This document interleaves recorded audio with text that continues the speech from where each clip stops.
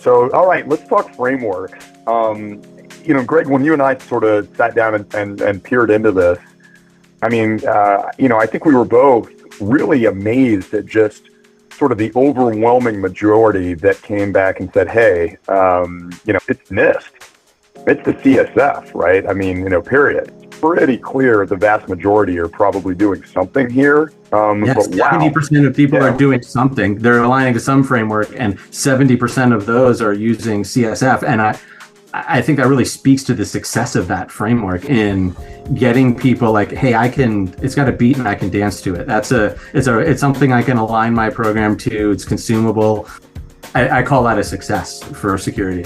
Yeah, I would agree. And actually what it sort of reminds me of, and I'm glad you even mentioned it, right? Like CIS controls.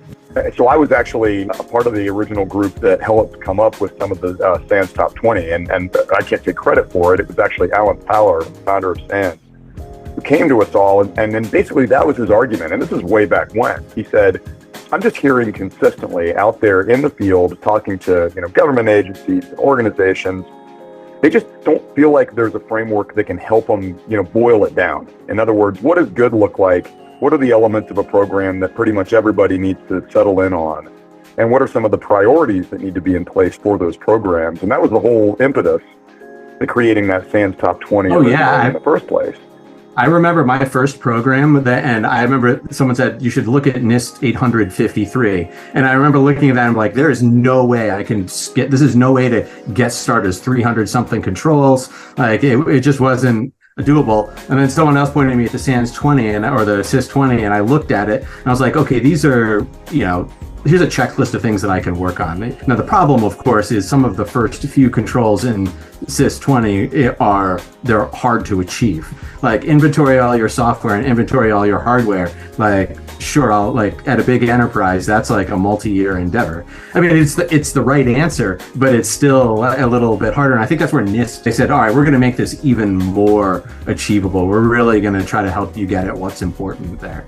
And I think in that way took that idea and ran with it some. Yeah, I think that's exactly it too. And it's funny you mentioned 800-53. I still hear that, right? Today, here we are. People complaining about 853 because it's still, let's call it what it is. It's unwieldy, right? It's too much to digest. And if you just hand that off to somebody and say, all right, go, make it so, they're probably going to pull their hair out. And so, yeah, I agree. I think NIST is trying to make this palatable. And I think also it's a classic example of not trying to boil the ocean, right? Let's get to something that maybe most organizations can reasonably achieve. I'd rather see most organizations with a foundational level of security, if nothing else, versus a bunch of them that have, very little.